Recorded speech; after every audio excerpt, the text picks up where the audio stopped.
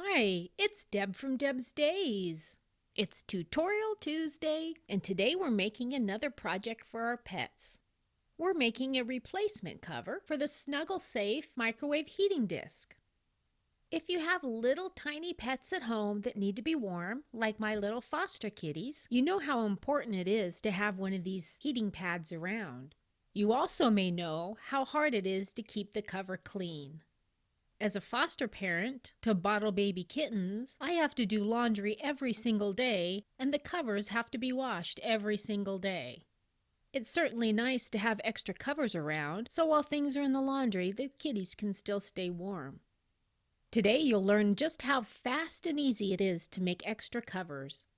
Before I get started, I publish new content frequently, so be sure to subscribe to my YouTube channel.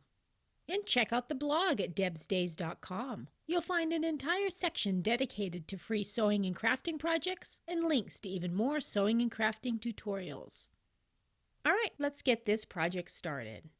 Along with your regular sewing supplies, for this project you will need 1/3 of a yard of fleece.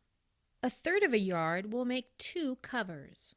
I've gone ahead and cut my fleece into 12-inch by 12-inch squares. We'll need 3 of them for 1 cover. You'll need the template downloaded from debsdays.com. I've added a link in the description down below this video. You'll need some pins or some clips or something to hold it together. Of course, you'll need your warmer. And if you have a walking foot for your sewing machine, this would be a good time to use it. However, it is optional. I used my regular sewing machine foot to sew my project.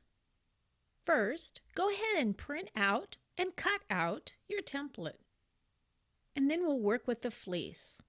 The thing about fleece is sometimes you can tell there's a right side and sometimes you can't. This is for kitties, so I don't think they're going to really care if I have the right side the right way or the wrong side the right way. Grab one of your squares and fold it in half. Place the template along the edge where it says place on fold and pin it down. Go ahead and cut around your template. I'm using a rotary cutter. I'm using my larger one for this project because it makes it easier to cut. Grab another one of your fleece squares, fold it in half, and place the template along the fold. Pin it and cut it out. Now grab your 3rd square. With this square, we are not going to fold it. We're going to place the template right along the raw edge and then pin it and cut it. So we'll have half of a circle. So we have 1 circle, 2 circles, and 1 half circle. Now remember when I said sometimes you can tell right side, sometimes you can't? Well, if you can tell the right side from the wrong side, place your half circle piece on top of your whole circle piece, right sides facing together. Go ahead and pin those 2 pieces together, and then we're going to sew using 1/2 inch seam allowance to attach the half circle to the whole circle.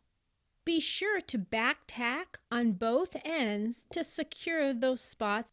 You can see I have my 1/2 inch seam allowance, and I've back tacked on both the beginning and the end of the stitching.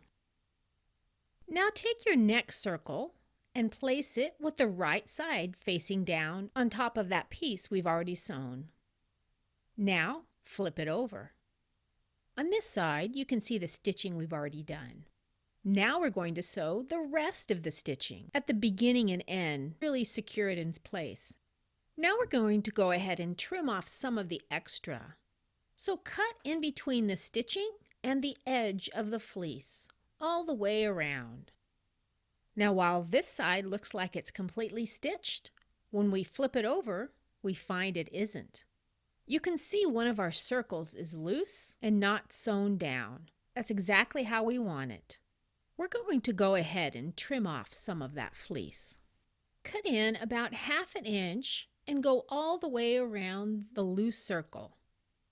As my scissors aren't working very well, this is a great chance for me to share lessons about scissors.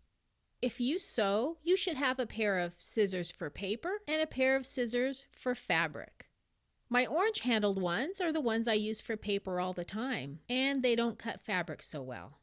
My good sewing scissors have never cut paper. Looky there, works just fine. Now all we need to do is turn it right side out, stick your warming disc inside, and if you did it right, you'll get a stamp of approval like I did from my little foster kitty. Now remember, when you're using these discs, be sure to follow the directions for heating and be sure not to place the cover in the microwave. And if you're making these for a local shelter, be sure to wash your fabrics and be sure your stitching is secure because they'll go through the laundry a lot. If you'd like to see more projects like this one, head on over to the blog at debsdays.com. You'll find an entire section dedicated to free sewing and crafting projects and links to even more sewing and crafting tutorials. See you next time with another project.